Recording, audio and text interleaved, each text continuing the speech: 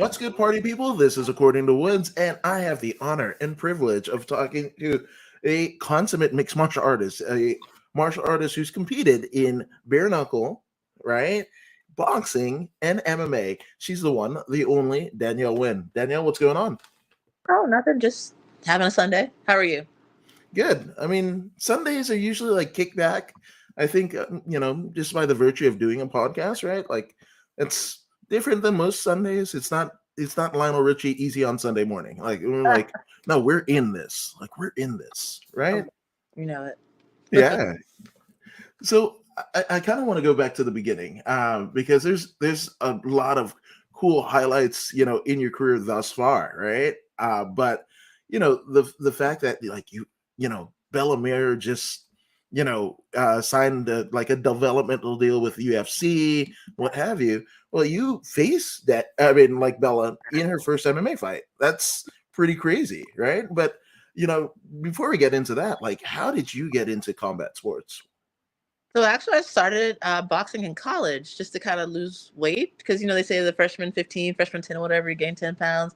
I was not about that life. I didn't want to like. I was like, no, I don't want to. I don't want to gain weight like that. So I saw my friends that were older do that, and I was like, okay, so what's something I can do sparingly that I don't have to keep a strict regimen up and do it every day. Which I mean, I guess now I do it every day, but something I can do just to maintain shape. And so someone said, why not try kickboxing? I got a friend does it twice a week, keeps her in shape, keeps her cardio up. She doesn't compete or anything. She just does boxing, kickboxing just to stay in shape. So I was like, okay, I looked into it, couldn't find kickboxing. So I went to boxing. I found a boxing club and I was literally doing it 2 days a week just to stay in shape. And it worked beautifully. Then the coach was like, you hit kind of hard. You ought to try competing. And so I looked into more classes and then I started boxing, but I couldn't find any boxing matches really at the time.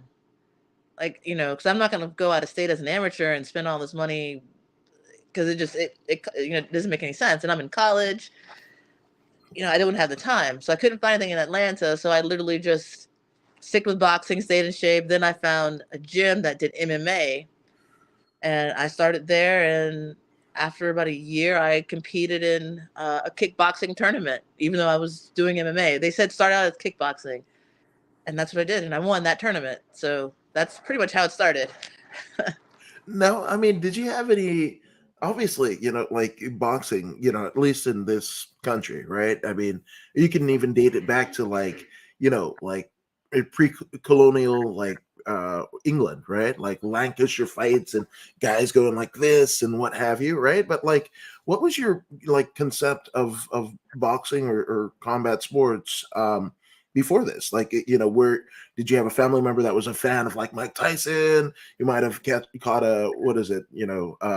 A Muay Thai fight on ESPN like '86 because you had to look far to watch like competitive Muay Thai like pre 2000s and what have you. So like, like what was your concept of like fighting?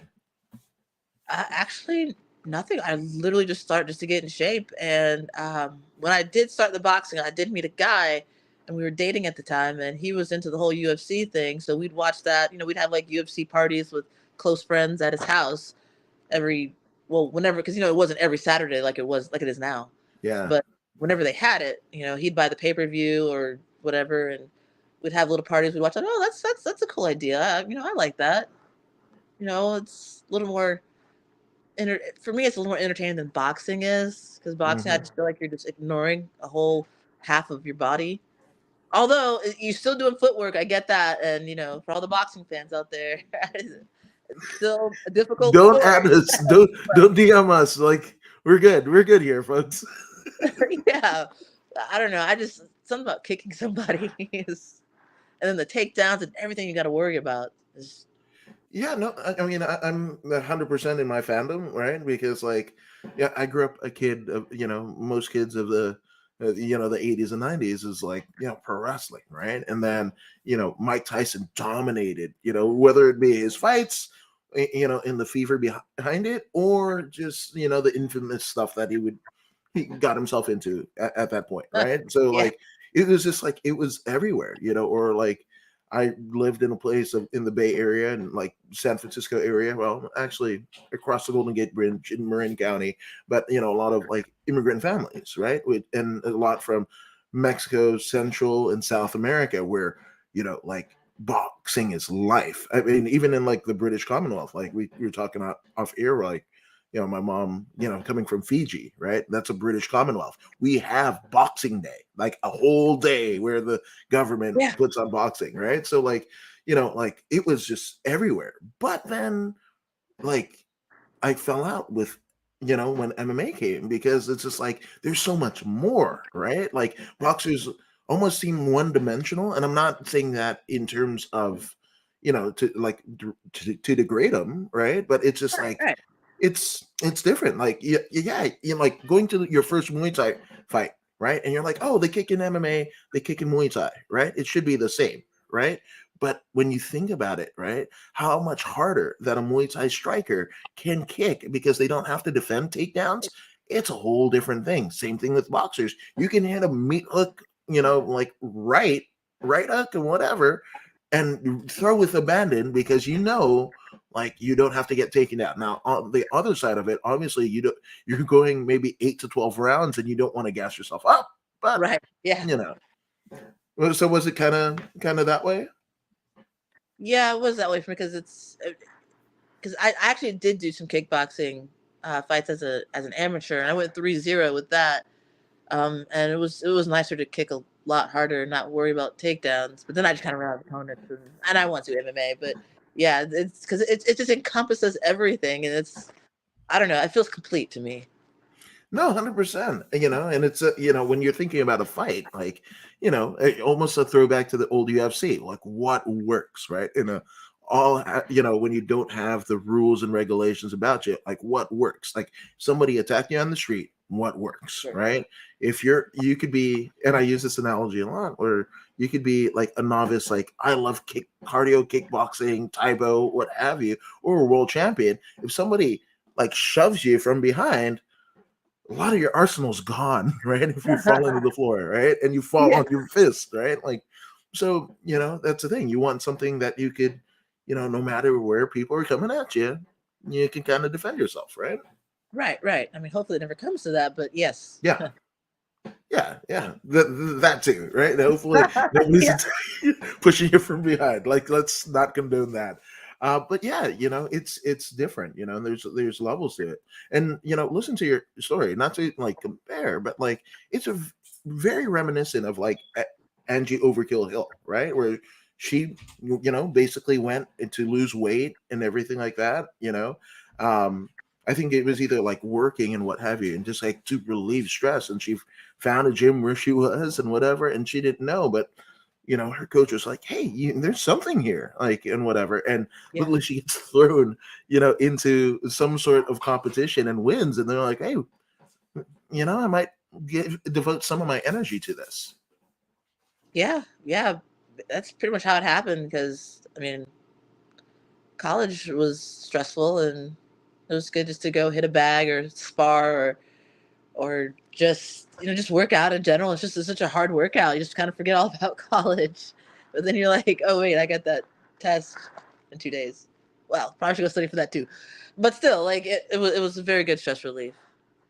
Now, did you find a point, because, like you said, like college being, kind of testing you in terms of like your aptitude, your mental, but also some of that stuff is just like they throw you through the gauntlet because this is real life. You can't just be like, oh, I have this project at work, and forget about your bills and what have you, like, or stop driving or what have you. So, um, like, did it ever impede, you kind of learning and discovering like these different forms of martial arts and competing in it? Did it ever impede your school life? Actually, I built my schedule around everything, if that makes sense. I don't, like everything kind of just fit into place because I don't like early morning school classes because I just don't do well in them. Period. I don't know why. Well, I know why because I just don't comprehend that early. But I can work out that early. So they had a boxing class at like I think it was like 7 or 8 a.m. It was something ridiculously early for me. and that was cool because I didn't have school until almost like noon, so I could just do the boxing in the morning from like 8 to 9:30 or 8 to 10, whatever. Then go to school from 12 to 3:45, 5 o'clock. Because you only have like 2 or 3 classes a day in college. It's not like you're there for 8 set hours, like high school and stuff. So yeah, then I would just go work out in the afternoon if I wanted to, or go study, which usually would happen. I'd go study, but once I started getting more into it and started doing MMA, I started going to morning and afternoons. Like I said, everything was in the middle as far as classes goes, and they just had school classes, and I was able to just you know go to the gym in the morning and then the late afternoon and call it a day, and go to school during the day. Kept me busy, real busy. No, but also that's awesome because like that, there are many reasons and ways that that doesn't work. You talk to fighters all the time, and everybody has different schedules, different kind of accountabilities that they have to have in their life outside of fighting or training and what have you. So to get everything to come together, right? And it's wild because there's a lot of people that are like, oh, I need a sign that this works, or what have you, some sort of validation, right? But you know, think about how many people, not just in fight, but just in life, right?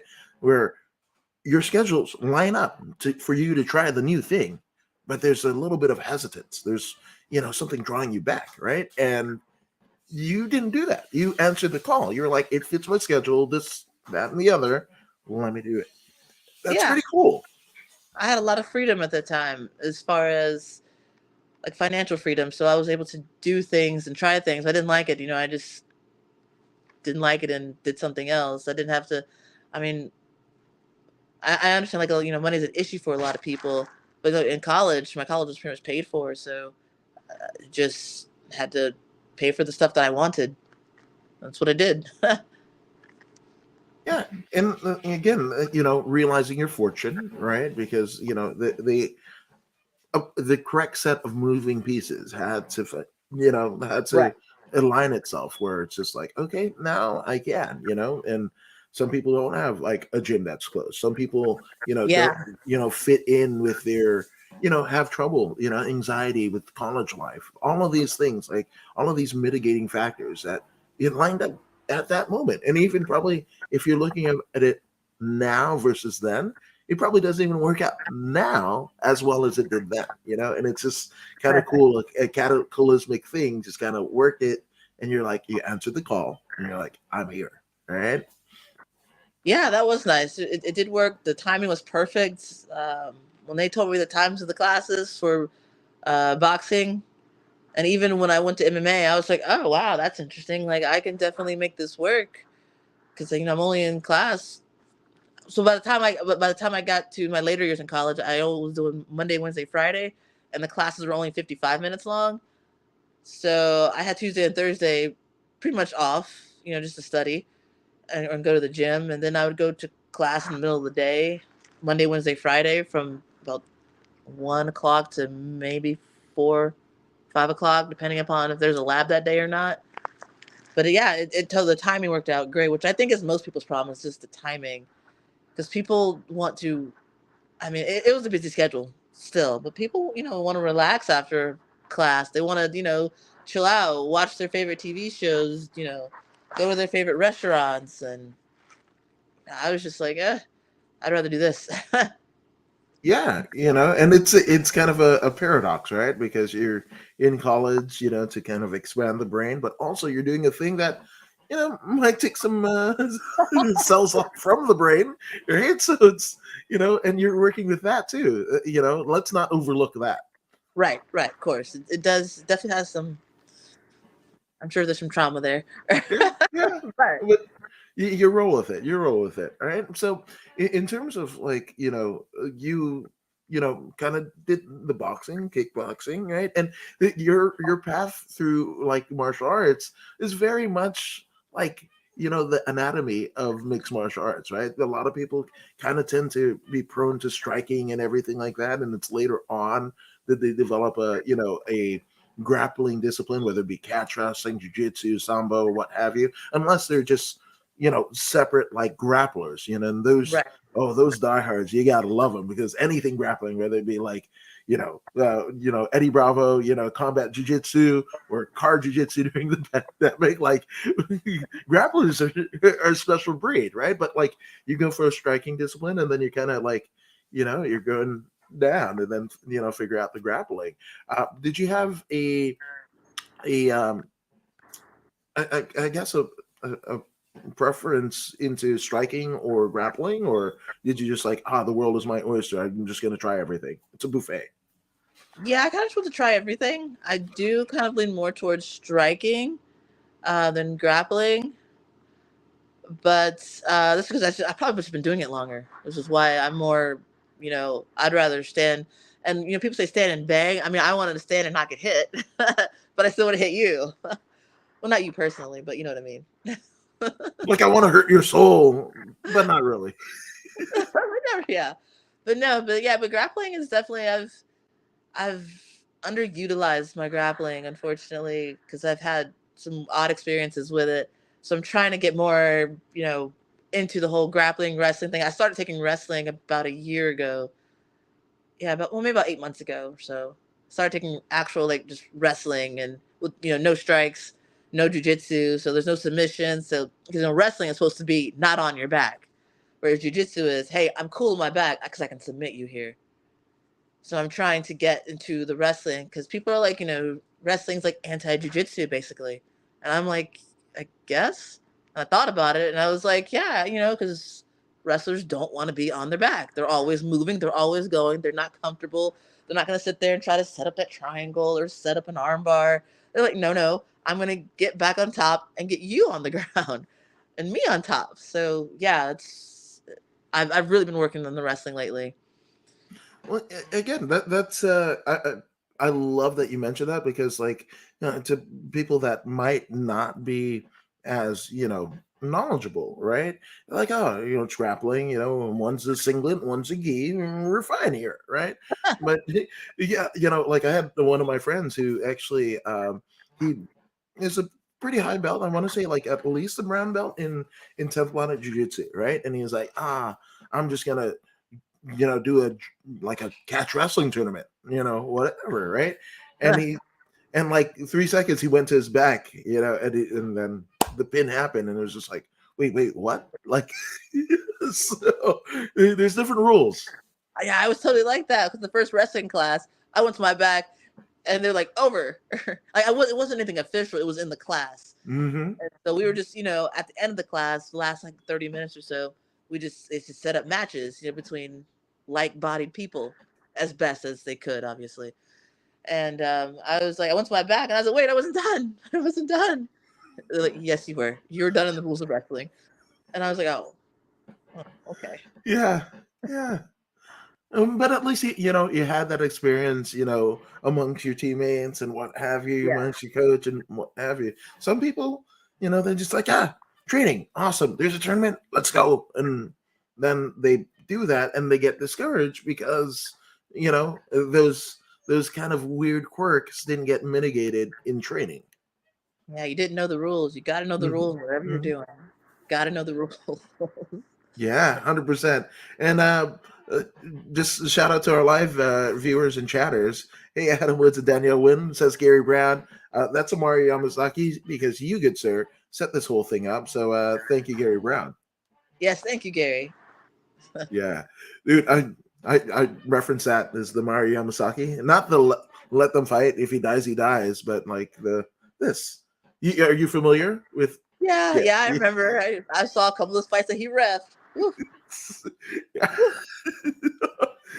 And you know what the weird thing about him is? Like, his family, like, have been like one of the main families, non-Gracies, in like just combat sports in Brazil. Like, his father, perpetuated this like striking discipline, and then like him and his brother are like Brazilian jiu-jitsu black belts and whatever. But all he's known for is letting fights go way too far. Wow. So, and Dana White calling him out for like, yeah, oh, what are you, like a Care Bear? You trying to signal things to your wife? What are we doing here? This is a I world can title see fight. that. Make it like a signature, you know, thing. Yeah, But if you know, you know, and when they like Mario Yamasaki, it's like, aha, you know. Yeah, I don't think I've ever seen him wrestle in like a good while though. No, yeah, it's at least half a decade because like when there I can't even remember the fight, but like it's pretty brutal, and uh I think that was I think Steve Mazzangatti and Mario Yamasaki drew the ire of Dana White. I said Vince McMahon, but they're kind of the same, Vince McMahon, Dana White, but drew the ire of Dana White just because of just the ridiculousness of stuff, and oftentimes not, Dana White just kind of blows a gasket just to do it, but yeah, there's some legitimate gripes. So Yeah, I do remember that one fight. I think it was Valentina and somebody else, and yeah, Valentina was just battering this girl on the yeah. ground with her elbow, and her face was just Oh like yeah, like you could mincemeat, tell the color like of her ground skin beef.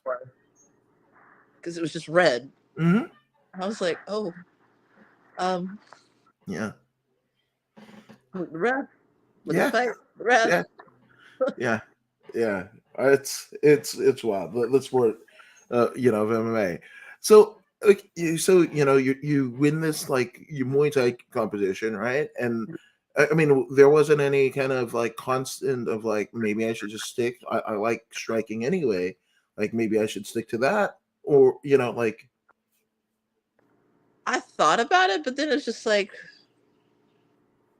there's not really a platform where I live, and so to go and put money and time, which is what needs to be done most of the time. I was in college. I just couldn't do it. Like just to go and put all that into it when there's an MMA promotion right down the street. You mhm. know, because in Atlanta we have the MMA promotions, and then of course Florida has a couple, and right in the vicinity. And I just it felt more um like more accessible Yeah, than Muay Thai or boxing. Because boxing there's just nothing for nothing. for women anyway. Maybe men. I mean, maybe there's some kind of promotion. It's like Texas. Like Texas is hotbed for like amateur, or regional, boxing, and that's it. Like once you go into like, the Northeast, that's not happening. Like the northern, southern, below the Mason Dixon, there's not a lot. So MMA is definitely taken over.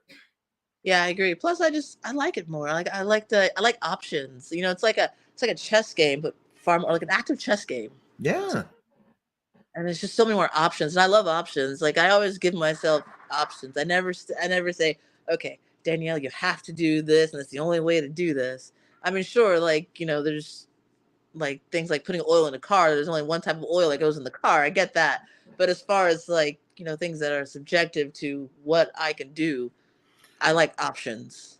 yeah, you could put the oil in yourself. You could use a funnel. You could get somebody to change the oil and pay somebody to do Right. that. Like, I mean, just because these are the rules of engagement. Hey, we can party within the deal. It's you can't get into the club. It's the velvet rope. And I was like, okay, cool. I'm gonna party outside. Like that's Yeah, uh, or next door. yeah, 100%. There's always a bar. Yeah, So especially where I live. yeah. Dun, dun, dun. Uh, so like as you start to transition, into like kind of like the well-rounded like mixed martial artist, and you see the lack of opportunities where you are, right? In just striking disciplines. Where's your kind of school life going on? As you take on this other thing, because um, and most people say like it is the greedy mistress, right? Is MMA. It literally grabs every part of you. So Yeah, where are you in terms of your school life when when you take on grappling in addition to striking? I mean, my school life pretty much remained the same. I still graduated with the bachelor's and everything. I did do two study abroads, one in Costa Rica, one in Argentina. I just, but I still did everything because it was just so crazy how everything just kind of just like you said just fit perfectly. Like classes were in the evening between 5 and 8, and then they had the morning classes. And the more as far as striking and kickboxing and grappling goes, and martial arts, and then in the middle of the day I still had my school classes. So it was kind of like perfect. I mean, I went to the University of Georgia, and there's Mm.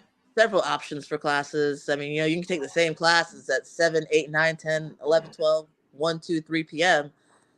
They have this, they offer so many different classes of the same that you can just pick, hey, I want to take the 3 o'clock, Or I would also talk to my professors and I'd be like, hey, so I signed up for the 12 o'clock. Can I just come in at your 3 o'clock today? And, just, and most of them were pretty, I mean, they'd ask why, but they were pretty okay with it as long as it was them teaching it and not somebody else teaching it. Hmm. They were okay with it. So I was like, okay. So I swapped out classes a lot, and that made it work a lot better because UGA's got so many majors, so many different classes. It just fit. It was easy. Yeah. Yeah, and again, parting within the, the confines that you in, not to say confines, right? But like what you're given. A lot of people are like, oh, these things have to work for it to what have you. But asking a teacher, like, hey, I've got options here and what have you. Those, there are some that don't play to that and just like, oh man, this doesn't work, or this is my favorite lesson, or there's some kind of like out that one can give themselves, and like, yeah, this couldn't work, but just kind of doing those things outside the norm, asking a teacher, they've got two different classes, like doing that, right? And how it ended up enriching both your life, your college life, and then your life outside. Yeah, yeah, it was great. It was a good experience, and so it kept me busy. So I wasn't just sitting around getting the freshman 10, freshman 15. I think now they call it freshman 20, but Jeez. because everybody just sits down, and I get it. I love to sit down. I mean, any workout I can do where I sit down, like like a bench press or sit ups or the little leg machines. I'm all for it for sure because I love sitting down, but you can't just sit down all the time. Yeah. No, 100%. And that attitude, is why Gary Brown is, kind of posting here. Danielle Wynn is my favorite fighter to work with. She's a kindred spirit, like you can, and he's Oh, seen and done a lot, as Gary Brown, so like that comes with a warmth of a wealth of experience, him saying that. And not to, again, degrade, there's many great people, that are in yes, his roster, right? But just like, yeah, yeah, I can do it. That's kind of half the battle. Is like, yeah, I can do it, and then you just kind of figure out how, and right, there you yeah. go. Yeah, definitely. I mean, I'm definitely pretty flexible in my schedule now. Like having a bachelor's, because I still have another job, makes getting. And people say go, you don't have to go to college for everything, but it depends on what you want to do. But it made having a job where I can pick my schedule because I only have to do. I don't work Friday, Saturday, and Sunday, so I'm able to still make what I make and work Monday through Thursday. Normal hours, 8 to 4, and then I can go to the gym in the afternoon and just spend 2 or 3 hours there in the afternoon. I mean, I miss the morning classes now, but still, I get the 3 hours in the afternoon. And things have changed since when I was in college as far as the class time because they used to do it like 6, 7 in the morning, which but now Hmm. nobody shows up at 6, 7 in the morning. Yeah, yeah, yeah. Again, just kind of making it all work. Yeah, So you have this tournament, in and you win in Muay Thai, right? That they can give you a bit of an ego, like, hey, I'm, and then your college life is doing great too, right? All of these things you can be like, yeah, yeah, I'm gonna just go into this thing and crush it, right? Was it that way, or were you just like, oh no, there's a steep learning curve, and I'm not there yet? um, hmm. To answer that, I thought it would go a little more. Like I thought that the MMA transition would get a little more smooth, but it was just kind of harder. Mm, But the Muay Thai thing, I didn't anticipate on winning that because my first opponent, because it was a tournament, it was tournament style, right. you know, because it's I guess what they call like a round robin where you fight Round somebody, robin, like a eight fight, person bracket type deal. yeah, yeah.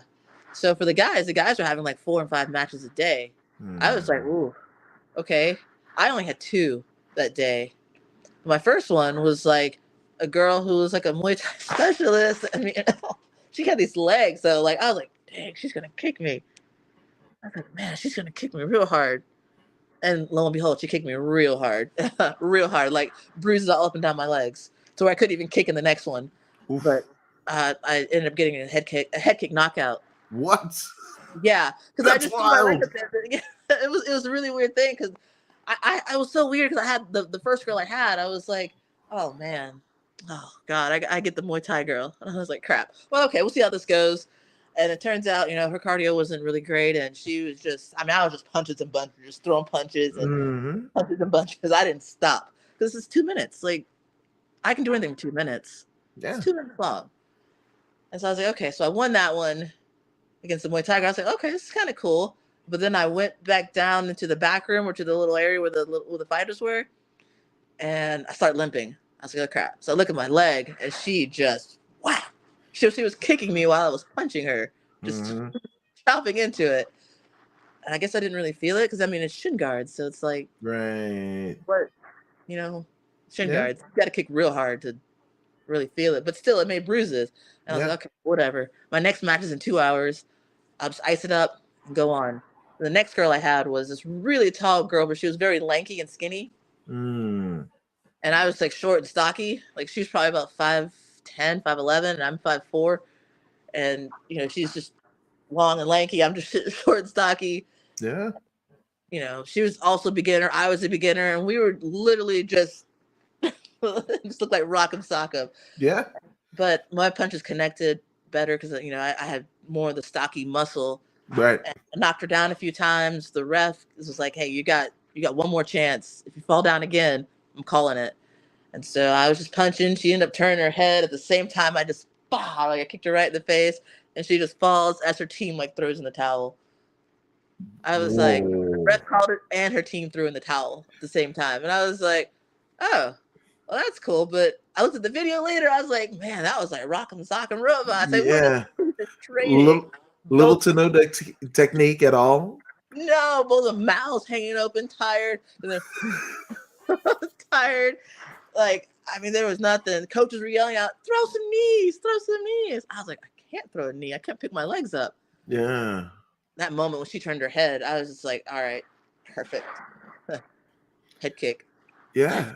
My God. And like, as you kind of, I mean, really new in your kind of ventures here, right? That's kind of a cinematic moment, right? Like, knockout, like in my head, a movie played out, right? It was like, oh, first one, turn my dang legs, and it's like kickboxing, it's Muay Thai, right? I got to use my legs, and it's all like, I feel like the bruises are like holes in the Swiss cheese. Like my legs are Swiss cheese, but I got 2 hours to kind of get it together and everything like that. And then you just go somebody who's kind of, I mean, not the physical equal, but kind of in terms of experience, you're equal, right? Yeah, And you have this like, oh, they've only got one more chance, right? Like one more chance, and the ref is calling it, and then you just any kind of like indecision that the ref might have had, you just took it away from him because you knock him out at the same time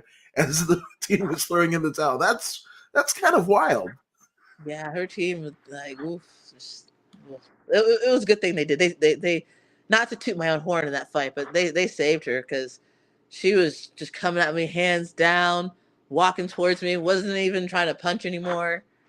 It was just trying to survive. And finally, she just shelled up and turned her head. And I mean, you could even hear it. It just makes that sound.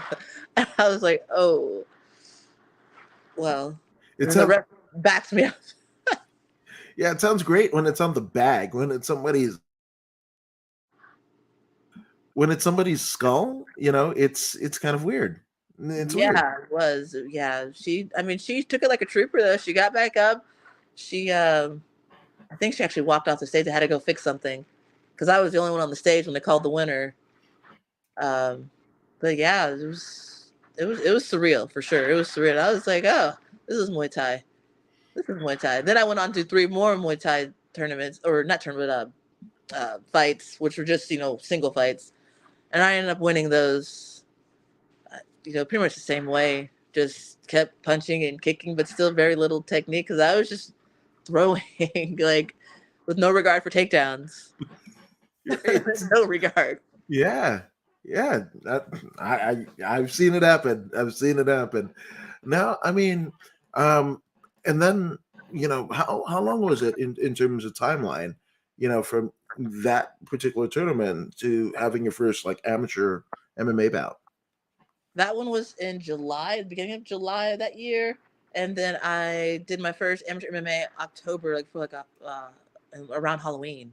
It was actually I think it was like a Halloween themed, like Yeah, I mean, it could be wrong, but Tapology has it as like NFC 100. yeah, NFC 100. Yeah, Yeah, so I did it there, and that was cool because we got really cool medals for that one. Like they felt nice, they felt heavy and nice, and I like know I you had something tangible for all the work that you put in. right. I mean, even though the tournament thing, we did get like a metal belt, which was cool. Like if it was a stiff metal belt. Actually, I still have it actually. Oh yes, as well you should. You work for it.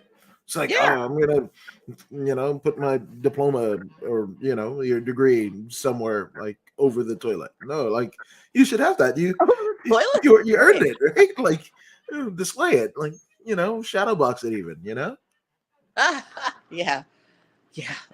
But still, MMA is still my favorite. Like out of everything. Yeah, no, 100%.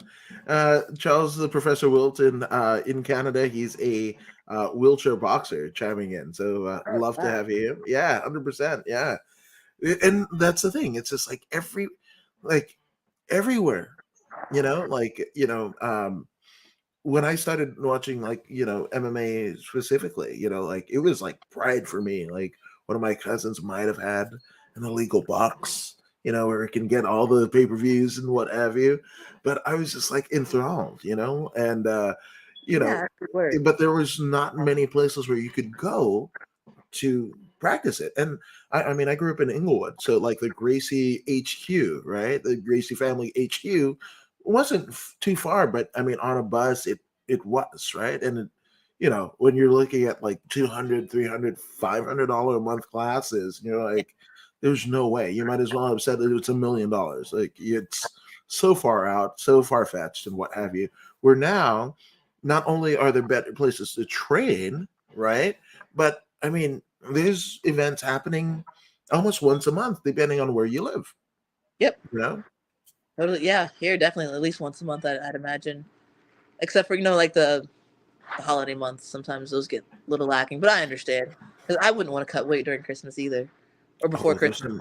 there's some people. Well, there's some people, and they just absolutely hate the holidays. Like I saw one person across my social media, like, oh, and I'm a pretty high level person, right? And it was like the last 3 years I've been booked to eat. I mean, like to cut weight when everybody's eating Thanksgiving dinner. Like this sucks, but this is the sacrifices you make to be the best at what you are. So they spun it, but you could tell Yeah, like I wanted that stuffing. Like really, I wanted that cranberry sauce. I know, right? I know, right? That'd be difficult. I've taken fights after Thanksgiving though. Which, eh, I mean, it was a struggle bus, and Yeah. then I took one after New Year's. That was a struggle bus. Me and the other girl both. We were just like, so it looked like a sparring match because we were both just just tired and full. Yeah, sometimes it means like that. Sometimes it is. And Charles Woodson actually, adding to the backpack of experiences in life because he says, I'm a new MMA para combat athlete too, growing my skills. Shout out to you, sir. I'm just saying. Right on. Right Yeah, on. got to grow those skills for sure. Oof. Yeah, 100%. So, I mean, you had this Muay Thai experience. You had the MMA. The first couple fights. But are you also kind of taking maybe jujitsu competitions in between, or is it just like MMA is my deal? I'm gonna stick here. I haven't been, but I really want to start taking jujitsu competitions. My issue I have with the jujitsu competitions, I did one, and they're usually on Saturdays. Mm, However, there's not a whole lot of females that do it, and if there are, they're so spread out that sometimes there's a lot of mismatches, or you just get one match or you get nothing. And I remember they told me to show up at like, I think the adults started around like 11 or 12. They told me to show up around 10 to register. I sat there all day and got one match. Oof. And I'm just like, I can't waste the whole Saturday. I could have been training. I could have been cleaning my house. I could have been doing anything other than sitting here. 'Cause I could watch what I saw on TV. Yeah. 'Cause, it was streamed, so I could have just put it on my TV and done things around the house and gotten things taken care of. I work from home, so I could worked, but it's so hard for me to sit there all day Saturday and get one match. And it's like they made me sit there, and I was like, can I go and come back? And they're like, no, because we're not sure when you're going to go on. Mm-hmm. And I Yeah. was like, oh, okay. Uh, So I didn't know when to plan to eat food because I don't want to toss my cookies on somebody. oh yeah, that's not great. That was the thing, and I was hungry, and actually I did do another one, and I didn't get any matches. And they tried to tell me, oh well, you could just do it in the next one. Well, the next one's was like in like it was in like North Carolina or something. I'm like, I gotta go to North Carolina and spend a whole Saturday there. Yeah. And I was like, no, I want my money back. It Yeah. was just a big hassle to get my money back. It's like if you couldn't supply the product, which would be a match. I want my money back. Yeah, but there are those few, and we kind of know those folks. There's one person in the tournament bracket, and you beat the one person, or nobody in their weight class, and whatever, and like, oh, I got the medal, I got the belt, like, and post it all over the socials with, like, there's those people, Yeah, I didn't even post about it because the one that I did, because it was very. I mean, the girl was like 125 pounds, and I'm sitting here walking around at 145. It was just kind of me just laying on top. It was just Mm-hmm. like I just kind of like I even finished it, but I didn't say anything because it was she's 20 pounds less than me. It's like Yeah. it's like me bragging that I just submitted a child. Yeah, it's the impromptu absolutes, right? Where you're like, oh yeah, 120-pound weight, yeah, it's cool, whatever. You guys are both white belts, Yeah, so they don't yeah, have to give you the money back. and they're like hundreds of dollars. And Yeah, it's like I paid 100%. $100 for this. I can fight MMA for free. Yeah, yeah. Well, I mean, obviously, different states have different commissions, right? So, like, I Right. mean, do you have to do the medicals and stuff like that? Have your Yeah, for license, or MMA. Yeah, we did the so it's, medicals. so it's not exactly free, like Yeah, getting but your the bright medicals blood. last 6 months to a year. Oh, okay, all right, that's not So, bad. depending upon the state. Like I think Georgia is 6 months with blood work, but other states are like a year. Yeah.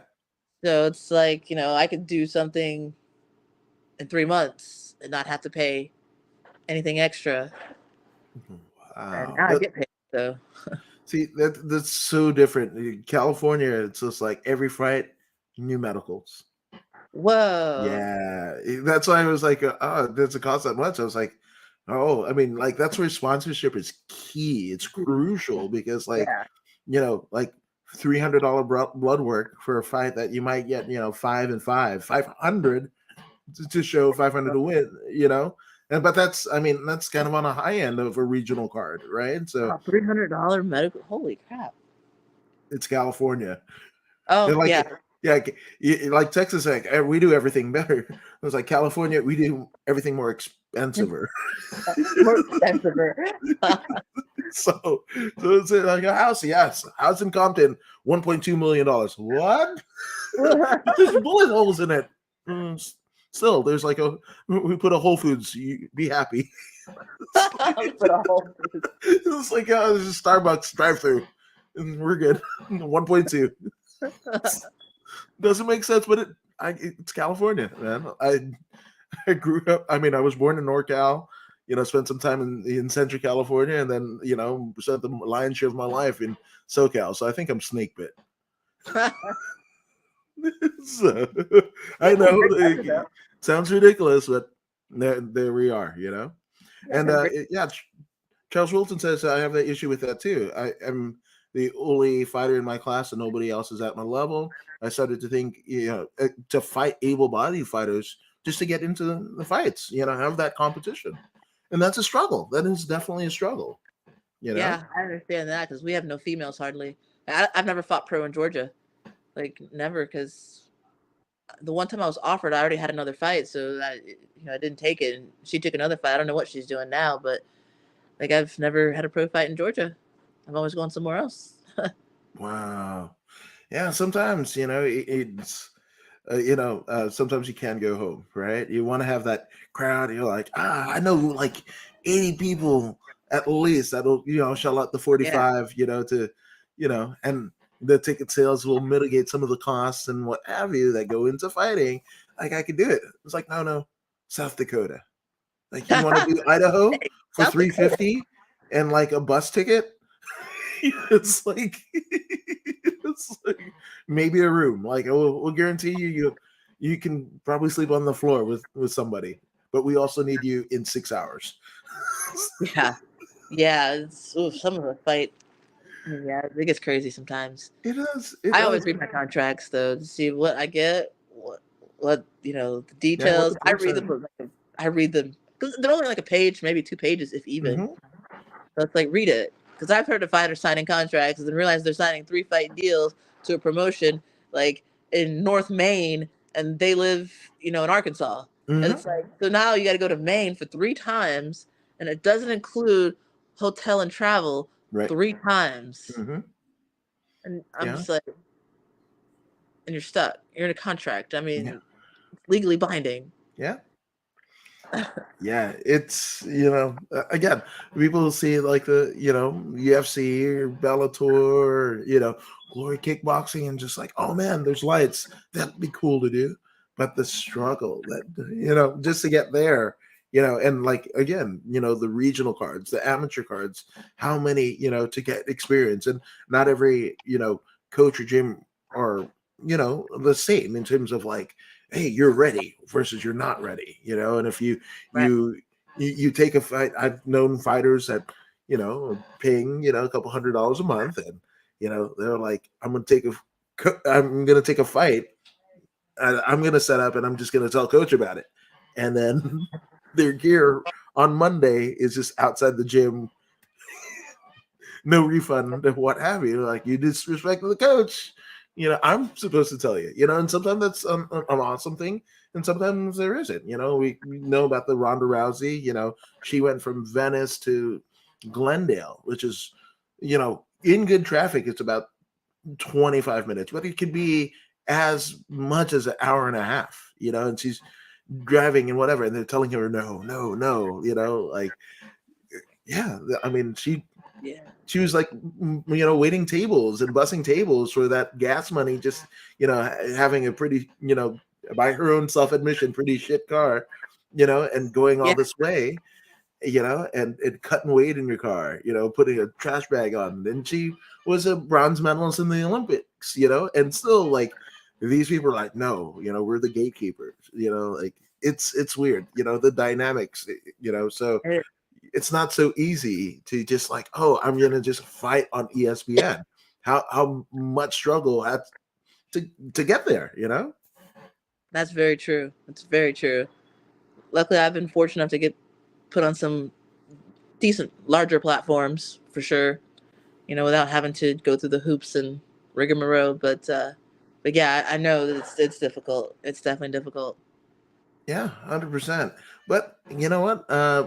With that storm comes kind of a rainbow, a beacon of light, as Gary Brown says. And this is a nice little teaser here, but we have a big fight coming up in March, Yeah. right? See? Yes. Yeah. So it's nice. Yeah. I'm looking forward to that. Just getting the weight down. I got a new dietitian, nutritionist, and everything, and I'm just biding my time until March 11th. Yeah, there you go, man. Let's hope everybody's all healthy and well and good, to get you there. That's it. Just the MMA gods. Let's just make it right. Just make it right, A line. because they can be pretty cruel. Those MMA gods. Yeah, Mm. you me. You're telling me. Yeah, right, right. So I kind of touched on it a little bit, but your first pro fight is against somebody who, I mean, her father was a UFC heavyweight champion. My God, somebody who beat Brock Lesnar. Frank Mir's daughter is your first fight as a pro. Yeah. What is In that? Mexico.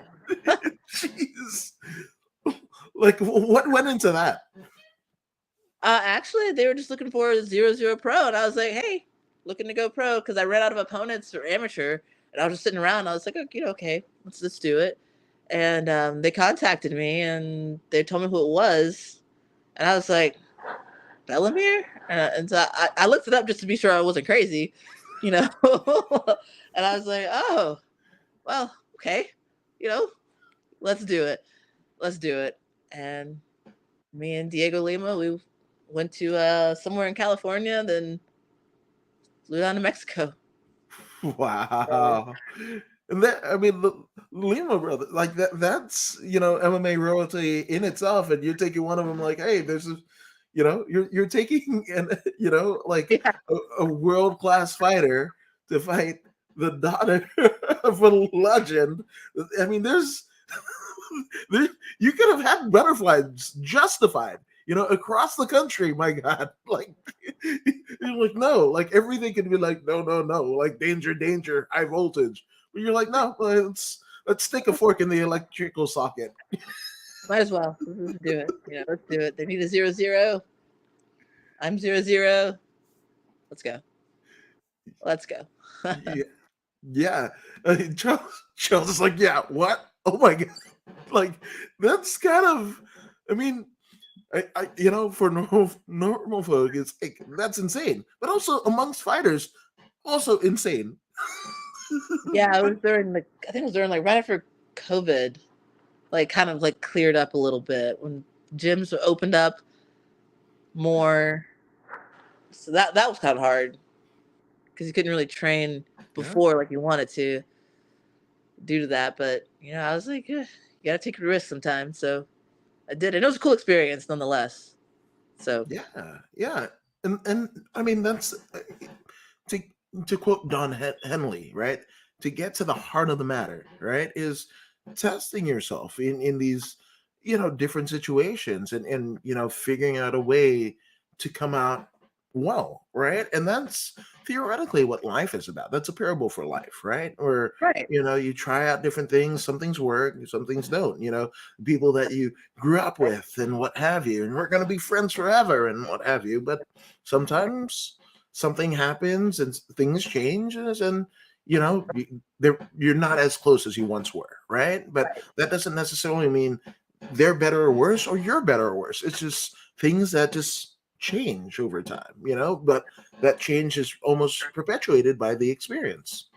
yeah, and I think it is springboarded Yeah, me to getting the bare knuckle MMA with Jorge Masvidal's promotion. yeah, That was because it was the same promoter or the same matchmaker rather. Excuse me. That I guess now same promoter because Jorge does own Icon now too. yes, he does. So I don't think at the time he did, but but it was the same matchmaker, and so he just they were looking for somebody, and he was like, hey, I guess you're saying, hey, Danielle's reliable. She does what she says she's gonna do. She shows up, doesn't make excuses, which I've never pulled out of any fight.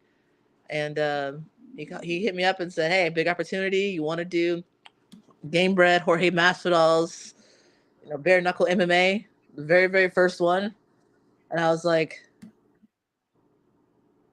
yeah, why not? Why not? That was a crazy experience because I did not expect to win. And I won in the first round 2 minutes and like 4 Yeah, seconds with a rear naked choke. But it's so much easier to wrestle with your hands. yes. Like, there's no gloves and You're right. it's just so much easier. I was like, oh my God, I got my hands together. Like that's totally what I was thinking when I had her. I was like, my hands are actually together. I'm not trying to Yeah, figure it fingertip out. grip. Yeah, I'm because like, there's a depth perception, because when you got the gloves on and what have you, you have to account for like yeah, a you're couple grabbing for inches. fingertips, or Yeah, you're trying to kind of grab your own, but then you got to reach further. And Yeah. but that I was just like, they're together. Oh, let's get up. It's fine. Yeah. And I really thought I was gonna pick her up like above my head, not above my head, but like stand up all the way. And I was like, nah, let's just we got this far. Let's just let it go and put her down. Just put her down and finish it that way. Don't do anything crazy. You've never gotten your hands together like this before, ever, in any fight, and it was magical because I was like, and I've been trying to get it back on with them, and they did like 2 or 3 more shows, Yeah. but all of them were in Biloxi, and there's really nobody in my weight class because the girl I beat fought Isis Verbeek, and I was like, hey, how about me and Isis? We both beat the same girl, why not? And they're like, well, Isis is a 115er. Can you get down to 120? I was like, oh, no, Yeah. It's a big that's ask. a negative Ghost Rider. Yeah, that's a big ask. Such a big ask. You're like, here, oh, do you want me dead? Like, do you want me dead? Because I think my that's, skeleton weighs yeah, 120 pounds. yeah. So it's like, We've seen the Chris Cyborg documentary and the weight cut, and oh, and that's I almost I despise weight cutting. It's something that's like for me, right? Not speaking for you, but for me, it's something that was ported over from boxing and wrestling, right? In a yeah, way for the UFC specifically, because it was Dana and the Fertitas and a couple of the UFC brass that are going around and getting legislation and you know um, credibility, at the state level for the commissions, right? And they're like, yeah, well, we do open weight cuts, like we do, not open weight classes, but we do weight cuts like boxing. You do boxing, so you should give us our promoter's license. Like that's it. But it's really stupid because you really don't see who's the best of the best because nobody people say that they know how to weight cut, right? Your coaches might, but there's no science, and you age like every fight. You're an age older, either 6 months older, 3 months older, 3 weeks, when you're looking at like Hamzat or whatever, right? Like yeah. those 2 fights that he fought in 10 days in Abu Dhabi, different weight classes, folks. Like, and And that people makes all are the different. difference, you know? So yeah, I just think it's dumb, and especially when you're talking about like brain hydration and all that stuff. When you literally suck all the nutrients out of your body and go like, yeah, if it's same day weigh-ins, I'm gonna fight tonight, or if it's different day weigh-ins, again, different, your amateur versus pro, state to state, it all Right. varies. But you get a day of hydration or 8 to 12 hours of rehydration, and then you fight. But sometimes you don't. If the weight cut didn't go, as planned, or even if it did go as planned, well, putting back on the weight, that's also putting your body through another gauntlet, and then you're also going to fight. Like, Right. no, you're not getting the best of the best, And again, I think it's old and antiquated, and most people are like, oh well, like I made weight like a professional and whatever. And it's like this was never the profession was not the professional weight cutting championships. This is Yeah. if because you don't even go into the cage at the weight that if it's 145 pound featherweight fight, you're going in at 152, 180, Depending on who right? you are, yeah, male or female. Yeah. So why even have a weight class? If you're weight cutting, you're for a small window of time, literally the minuscule window of time, that's exactly what you're weighing that weight, the contracted weight. But you're not fighting at that weight. At that. Nope. Nope. Nope. No. I don't think I've ever fought at weight like at ever. Just saying. Yeah, just it's weird. It's weird. And But people, kind of going through your, like again, you've fought on like some pretty good like platforms, to be, so young in your career, but you're also so experienced, You talked about Icon Fight, Valor Fighting Championship in that area. That's one of the best, Game Bred Boxing. You're facing Pearl Gonzalez, out of Manolo, man, that's a friend, but Manolo has like Elimile McFarland, and he calls himself the Broadfather because he's got so many women fighters, and he's taking them to the highest of high. I mean, Liz Carmouche was the first time that he entered my radar when Liz fought Ronda, in the first female fight in the UFC, and Pro Gonzalez, man, she's fought everywhere. Yeah. She also there's a particular instance where she didn't get sanctioned because some alterations that happened. Yeah. I think they overcame that eventually, though. They Like, did. I think New York eventually Yeah, scrapped. yeah, but New York is weird. It's like Texas. You never know what you're gonna get. My goodness. Yeah. Um, yeah. And Beacon says, yo, thank you for joining in over on Twitch, man. Love to have you here. And Gary Brown says Peak Fighting Championship is also one of the best regional promotions around, and that's the cool Yeah. thing to say. Like, there's not like a promotion around that's one of the best, meaning there's many. There's so many. If you're a fish, there's so many streams and ponds to kind of float around in. You can swim upstream, downstream, what have you, but there's a place for you to apply your trade. That's cool. It's true. Yeah, that is very cool, actually. Now that you Yeah. put that. Yeah. Oh, I do want to touch on this. This is a personal one for me, and I did talk about like Elimale, right? Yeah. Um, but you actually had a canceled bout with one of my old, actually podcasting partners, Maria Ria Ria. Rios. Yeah, because and that's fun too because she faced Elimale, Yeah, in she did. Elimale's first one of And her that was first Bellator fights, yeah. right? And then Illuminate goes on to become champion. Yeah. I did a show called Gym Crashers with Maria, and we've even commentated fights. Like that's a friend. So it's amazing when I saw that. Like again, like not many people have Maria Rios in their topology. Whether it be fight or canceled or not or whatever. So like I thought that was kind of fun. Yeah, that was unfortunate. The promotion canceled the whole like show. Yeah. So it was like it wasn't nothing she did, nothing I did, but the promotion just canceled the whole show due to other reasons. I'm really not even sure. I think it was more like licensing for some of the fighters because they were out of state, or I mean out of country or something. Yeah. But yeah, because I was actually looking forward to that. I'd still like to fight her eventually. I don't know if that's ever really going to happen or not, but um, yeah, she actually just fought a girl, Alexa Connors, that actually trained with Oh wow. before that fight, and Alexa did win and got onto Invicta. So kudos to Alexa for sure. Yeah. Well, that's again. Hopefully, the the MMA gods shine upon you both because like talking to you, and it's funny because I'm playing it back in my head. I remember Maria like posting it on social media, like, oh my god, like the whole promotion just like didn't put on a card, right? And it's not the Right? first Yeah. time in history, but again, with the amount of cards that happen nowadays or whatever, it's happening less and less than it did like maybe in the early 2000s or even the mid 2000s. But when it happens, it's just like, and what and then a Bellator vet, that a Yeah, brown that's belt in cool. jiu-jitsu. That's Maria has done it all. Like it's that would have been a cool fight, if you're Yeah. testing your metal for both of you, like you're the tenured young vet, and she, has fought a former world champion. Like that's a great fight for you. And I do want to shout that promotion out, even though like it didn't work out the way they wanted it to, because that's brilliant matchmaking. Like that's brilliant matchmaking. Like to have you guys where you are in your careers to have that fight potentially happen.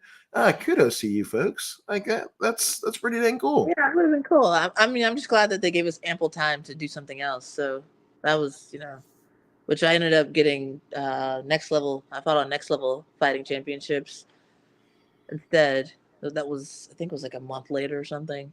So they gave us ample time. So that was Yeah. cool of the promotion that they were like, "Hey, this is not happening," without saying it like a week before the show starts. Hey guys, sorry. Oh, I've been to some shows where you show up for weigh-ins and there's nothing. Yeah. I think I would lose my absolute mind. I would. Yeah. Oh, but there was one that, like, um, I, okay. So I'm trying to figure out, like, so I don't get any heat, but like the promotion might be under a different name now, but like I live maybe 20 minutes from the venue, right? And I got in my car, right? And for a 20-minute drive down the same freeway, right? To do interviews at weigh-ins, right? And I got in my car, there's a fight. I pull up to the venue and I don't see any cage, put up anything like that. And then I look on their social media, canceled. But the asterisk is that's the first bit of the lockdowns that happened. So Oh, yeah, yeah, they had yeah, choice. that's a mitigating deal. But I think like amateurs, it kind of happens more. Like amateur regionals. So like when you find a good amateur promotion that might have tentacles into the pro ranks, like that's a good situation. Yeah, yeah, but it still sucks when it happens. But things Yeah, happen. Can't help it, it sometimes. it's the fight business. Which, speaking of the fight, Shane Williams says that Pearl fight was fun to watch. I wish I had more time to invest in the boxing for that one, because I had been working on wrestling and everything, and then they come at me, "Hey, you want to do boxing? Who's the opponent? Pro Gonzalez?" And I'm like, once again, Pro Gonzalez, just to make sure. And Yeah, I send the pro picture, this girl, and he's like, Ye- "Yep," and I was yeah, like, "Oh, okay, okay." And so yeah, Ye- that was a cool experience too, and that was also yeah. in Biloxi. And again, Pearl Gonzalez, right? Like she's been everywhere, right? Yeah, And trained with everybody. She's done combat jujitsu. She's done Invicta, the aforementioned, UFC run. HFC. In the, I think it's definitely the South. I want to say like Louisville or Kentucky, one of those, what have you. But she's literally, competed almost in every facet of, mixed martial arts, including BKFC, right? So yeah, it's just, like I don't know, like that's a big test. That's a big test, and even to hear you say like, oh man, that like I didn't do straight boxing, but also, I mean, maybe she had the BKFC, one of the BKFC fights. Yeah, yeah. she She had had BK. definitely went on the Yeah, win against Teresa Sagala, a friend of the show, and Britton Hart. Which, I mean, for a while, Britton Hart was the darling of BKFC, right? yeah. Crazy fight, and yeah, man, like there you are with her, and you get it, like that's pretty cool. It was a cool experience. Yeah, I just didn't have the time to put into boxing, and I just and then all I could think about was like takedowns in that fight. I don't know why that came to my mind in that fight for whatever reason, but it did. So, but it is what it is. It was still fun. I enjoyed it. Well, that's definitely the MMA, right? Because how do I stop getting hit? Yeah, I guard my face for sure, but also let's shoot for a takedown. Like that's Right. your Yeah. MMA brain. Yeah. But give it like I said, it was so cool, and she was a sweetheart about everything. So kudos to her for winning, but she deserved it for sure. For Yeah, sure. no, 100%. I mean, again, you just, as a fan, just seeing that, and you've got some big names. That's why, like March, let's do alms bear to the MMA gods to make sure that this happens, that contracts are signed, and everybody in weight cuts, and nobody gets injured and what have you. Because like this, but I mean, Gary Brown said it himself. This is a big opportunity that's presenting itself in March, right? Yes. Yeah. I agree. So as long as everything aligns, which on my end it's getting it's fine so far. So I'm actually like dieting down. I told you I hired somebody, or a company rather, and I'm actually like dieting down little by little by little, so that the day of weigh-ins, it should be pretty simple. Maybe Heck just yeah. not drink a couple cups of water. Well, yeah, balloon up. Yeah, that's the death knell to so many great fights. My goodness, when you think about the pantheons of MMA, it's like, oh wow, even boxing and Muay Thai too.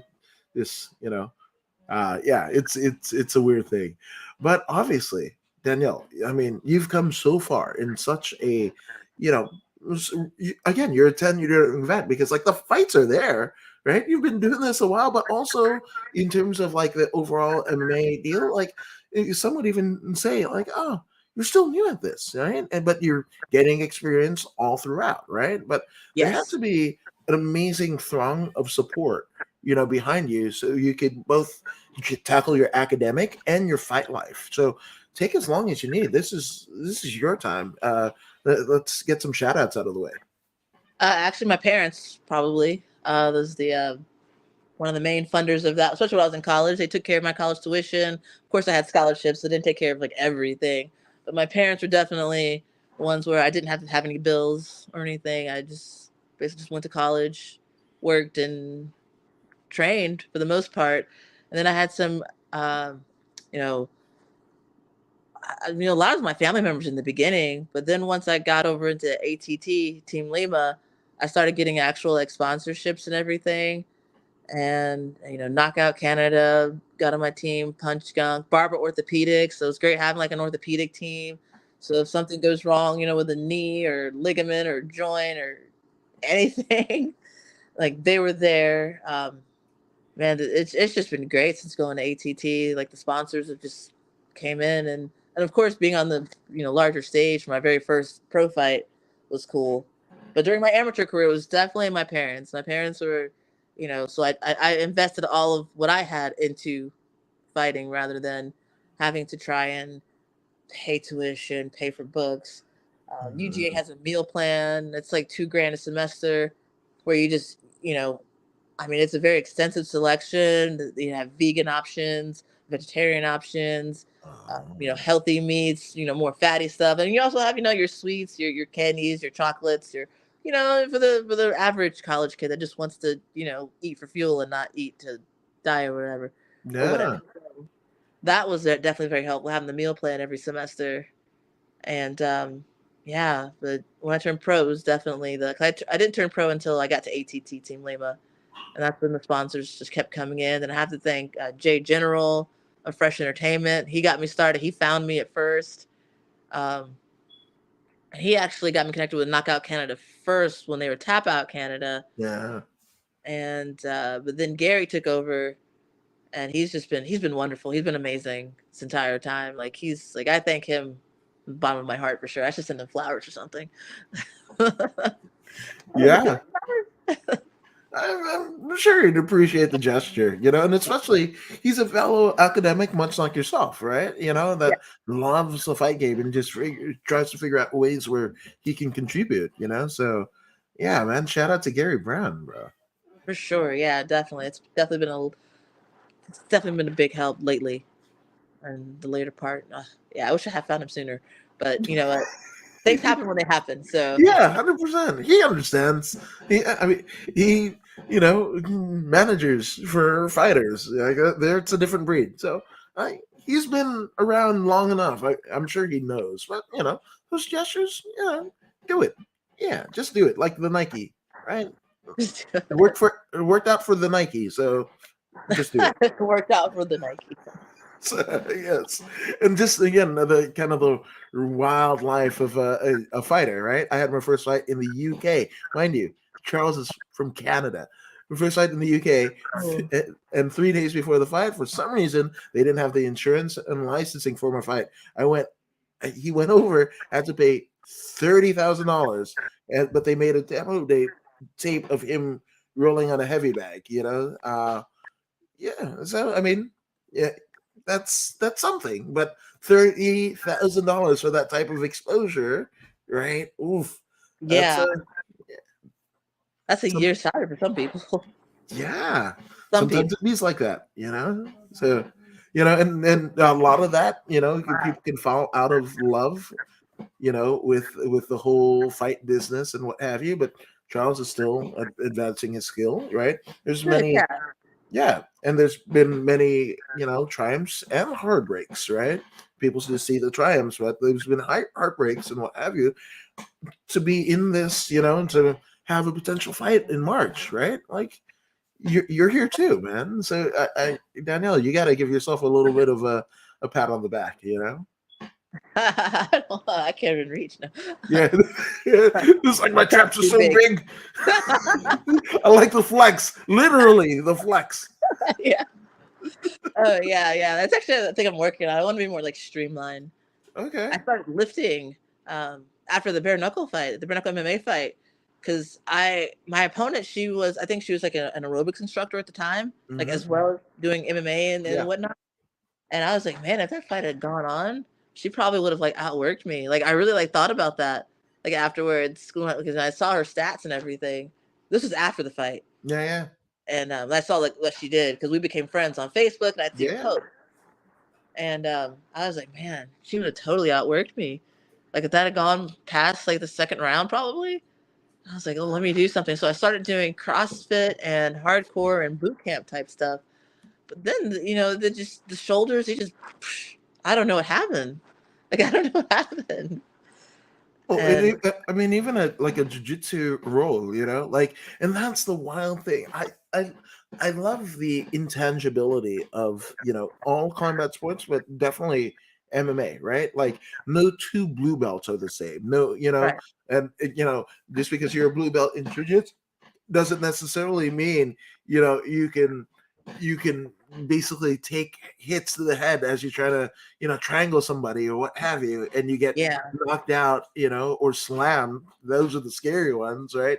Attempting a triangle and you get slam KO'd. And what is that blue belt for? You got KO'd by a no stripe white belt. Like there's levels to this stuff. A lankier fighter like John Jones can do submission like and tap out like legends of the sport being a no stripe white belt just because the way that he's built.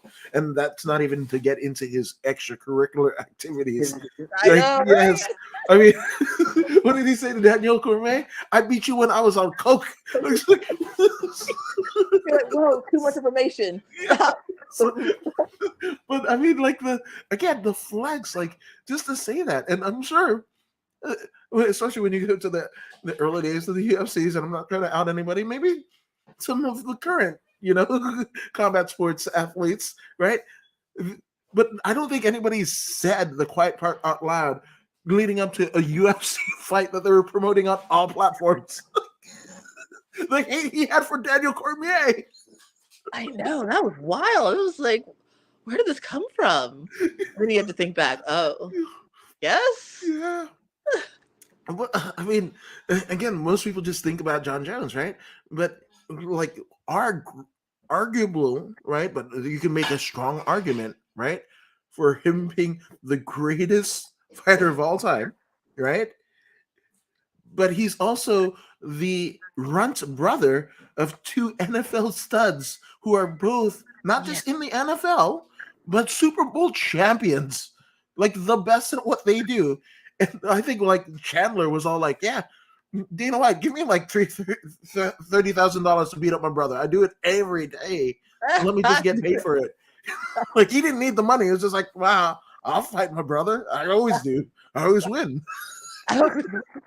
Yeah, nobody mentions what his brothers did. Like, I mean, I didn't even hear about that part until probably less than a year ago, maybe a year ago or Yeah, so. Like, when I really started watching, maybe about 2 years ago, because I know when COVID hit, I really started like just watching old MMA fights because there was yeah, nothing going on, absolutely nothing.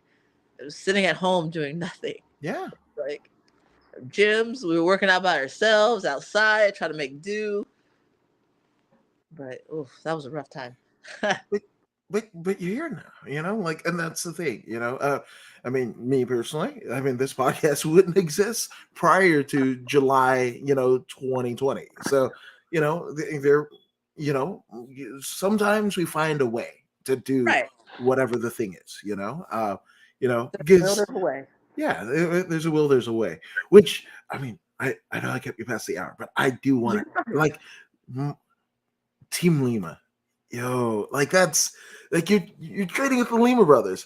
That is like my goodness. And again, like I don't want you to get into like the beefs and the whatever. Like this is not. I don't want to scoop or anything, but like that's a hell of an experience, man. And to be there and then get a Bellamere fight, like that's wild. So as a fight fan, I mean, what's the process? Like, how is it like? Obviously you're here, right? So it's got to be good. But I mean, the Limas are synonymous in two different promotions, the top two promotions in the world. One a world champ, one jumping at the bit, right? Jiu-Jitsu world champions, everything, and then the people that train under them also same, right? So that's a wealth of knowledge and the lineage of American Top Team. Yeah, it really is. There you go. So whatever, speak on it. Their coaches are great. They hire great coaches. I mean, shout out to all the coaches there. I mean, including like CrossFit and hardcore. I mean, if it weren't for the CrossFit, I shouted out to Gabby, the CrossFit coach, one of my fights, because it was the one for next level. I literally had like the cardio of a champ. Like I was third round. I'm like, dude, I am not tired. That's like what I thought. I was like, dude, I am not tired. This is amazing. I am not tired. I am not tired. I'm usually like tired. My mom's always, why are you so tired in the third round all the time? Like my mom says that. Yeah. And, but yeah, all the coaches are great there. The Lehmans do a real good job at hiring good people and just, I mean, Brantley, he's great. He does striking MMA classes. He's great. Issa, she does the CrossFit and hardcore sometimes too. I think it's called something else now, like HIT or something. They changed the name of it, but I mean, they're really great. And the Limas teach sometimes. Diego does. I've taken a few of his classes. He does a great job. I mean, Devin. I mean, all the coaches are really great. And they're really good at explaining things and breaking it down. And Des, he does a great job as well. But they really I mean, you know how some people aren't good at explaining how to do something? Like they know that they're really great at this one thing, but they can't teach it. Their coaches can teach it. And it's nice having that there with them and then having, the support of having the name Lima, then ATT behind it. People are like, whoa, okay. So, I mean, they're amazing there, though. I love it there. I loved all the gyms I was a part of. So it used to be SPG Athens, but I moved due to a job because I get paid more in Atlanta than I do in Athens because Yeah. Athens, college town city. College town, yeah. Yeah, so Home of REM. Shout out to REM, right? yeah, of our EM and Georgia Theater and all that stuff. And Mm-hmm. I like the Georgia Theater. I went there for a few shows. Okay. Floor's a little sticky, too sticky for my taste, but yeah, whatever. A little too sticky. Like I think I ended up cleaning the bottom of my shoes after that show because I don't want to walk around my house. Yeah. But yeah, Athens it wasn't a place I couldn't stay there. Working there was difficult because making I was paying my own way after I graduated and everything, so I didn't have the scholarship money, the parental Yeah. money, and all that. And it was like, man, this is really hard. There's a lot of stuff to pay for. Yeah. Then Atlanta offered me a better deal. I was like, the rent is a little bit more here, but I make enough for it, so I'm gonna pick up and move. And I was like, yeah. Then that's when I found the Limas, and they're right in the area I needed to be in. So I was like, okay. Went to their facility one time, but passed out because it was so much work. Mm-hmm. Started turning green and all kinds of colors, and Douglas was like, "Oh, you're dehydrated." Like he made his face. It's like, Yeah. it got me a Gatorade, and they took real good care of me and everything. And I was just sitting there, oh my god, because it was right after COVID, so I Yeah. hadn't worked out like that in months. And I was like, okay, it's fine. I'll get right back into it. And I was like cramping. I think I was like in all kinds of weird positions, screaming. T-Rex in it. Yeah, my toes were all curled up. My calves were all just tight. And he's like, Yeah. oh, I'll never forget Douglas's face because he was just like, ooh. Like he knew exactly what was happening at the time. And I was like, oh, well, okay, yeah. And I joined. There you go. There you go. So at the end of the day, I think it was like I'm gonna quote Jessica Simpson, but at the end of the day, a little bit goes a long way. That was a song I feel in the mid 2000s. I don't know where it would have fit, but I think right here. The good brother Addis says, "Hey, Woods, have an awesome day. You as well, and also Danielle. My goodness, You've shared so much, and I feel just like so happy to kind of approach my day because like this went so well, because Thank you for you having me. I appreciate it. yeah, no worries, no worries. Like, I mean, and again, shout out to Gary Brown, for which this would not be possible. Yeah, I mean, it's Sunday, right? So you do the thing, right? So, shout out to Gary, but shout out to you, and also shout out to all of you guys that are chiming in on Facebook, YouTube, Twitch, Twitter, on the According to Woods pages, but also on bodyslam.net. Shout out to bodyslam.net, and my goodness, this has been just amazing. You're actually the first fighter that I've had on this year, so thank you for being the first. Oh wait, yes. Yeah. And I do want to Again, thank you all Mario for listening as Musaki's well. right here. Oh Yeah. wait, my fingers don't do that. Yeah. Wait. I think I've It's the never done life of that. the fighter. Yeah, no, 100%. No, I mean, I same. Like I started out in jiu-jitsu. Like I haven't done jiu-jitsu in like maybe about 5 years, Whoa. but it's been that long to get my fingers to kind of spread out that way because they crunched up trying to get collar chokes fools or defending it too. So like I That's know, my problem with Gi-Jitsu. I yeah. swear that's the main thing. I don't want to say I don't like Gi-Jitsu, but I don't like Gi-Jitsu because I like my fingers. And I Uh, see these people just taping them up. I'm like, I don't got time for that. I don't have time to sit there yeah. and look at, Yeah. have Uh-huh. mittens. Like lobsters. Yeah. And Yeah. then, you untape them and your fingers just like Mhm. naturally, like, what's wrong with your fingers? Oh, Yeah. nothing. No. Yeah. And that's the thing. Yeah. I mean, again, don't want to be too controversial, but Gracie said, "Oh, to do submission grappling, right? You got to wear a gi." Well, I mean, before Maeda, nobody was doing jujitsu, right? Like everybody acknowledges Maeda, like taught the Gracies, right? But also, they don't want to go one lineage further. What was Maeda? Like a catch wrestling judo guy from Japan who imported over to Brazil, right? Like, and that's how Brazilian jiu-jitsu kind of ends up where it ends up. But that's not even the only, like the Gracie and Machados, right? With all due respect, like Of course. the Yeah. greatest combat sports family, right? Because they're like, I think it was like Elio married into the Machados, so like John Jock and like all the Gracies that Hoyes and like they're all related. That's all. The two top families of jiu-jitsu are one family, right? They're all Yeah. cousins and what have you. But they're not, that's not the only jiu-jitsu, right? There's just in Brazilian Jiu-Jitsu, there's like Gordo, there's like 80 different lineages, dating back to Maeda or different deals, right? Catch wrestling. That's another thing that doesn't get the love that it, I think it should, right? But when you Yeah. get like Josh Barnett winning a UFC heavyweight title, like literally being the youngest one, right? And Sakuraba, who's like Gracie Hunter or Killer, depending on what you're feeling. Like he beat all the Gracies. Like all the Gracies, he beat them. Some of them. Like that's it. They had to have another generation, like the nephews of the Hoist and whatever. That it took a whole generation of Gracies to beat one Sakuraba. Sakuraba is a catch pro wrestler, folks. I'm just saying, right? There's other ways to grapple. Fedor who's fighting Ryan Bader for the heavyweight title, for the second time, right? Yeah, one of the all-time great heavyweights of all time, right?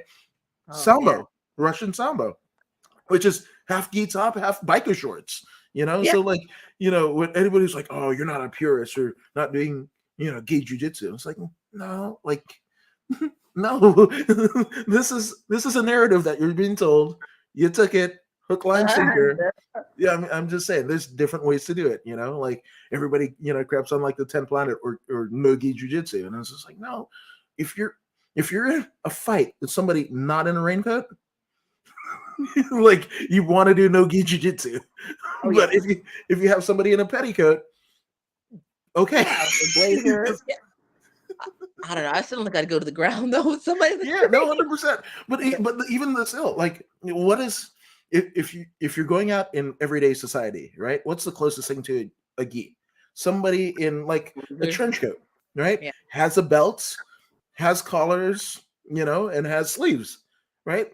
So if you're a gi jiu-jitsu practitioner, now mind you, no stripe white belt, so whatever. But just on the outside optics, right? Unless you get somebody in a detective outfit, 70% of your arsenal's out the window. Gone. Like when if somebody's trying to rob you, nobody's looking for IBJJF points or the timer. That's I'm amazing. just saying, right? I'm just saying, right? And I heard something crazy, right? Like Eric Paulson, who's trained Barnett, who's trained Shayna Baszler, like a litany of fighters, in every, and he was one of the first guys, to take, Filipino Kali and British catch wrestling and all the things, Brazilian Jiu Jitsu and whatever, and put them all together and create, CSW. IBJJF doesn't recognize his black belt. I'm all like, wait, I thought the Gracies with the UFC wanted to see what works in different situations, but you're not gonna. This guy is a black belt in 8 different disciplines, but his Brazilian Jiu-Jitsu black belt is not good for enough for the IBJJF. I'm Yeah. just saying. I'm just saying, folks. Just saying. Don't They have at some me. good rules there. Don't at me. I'm just saying. One of my teammates couldn't compete for IBJJF because their blue wasn't blue enough. The blue to get to wear the rash guard of your, but it wasn't blue enough. And I'm like, that's pretty blue. And he's like, no, it's more purple, and he's a blue belt. Yeah. I'm looking at it, put it in the light. No, that's blue.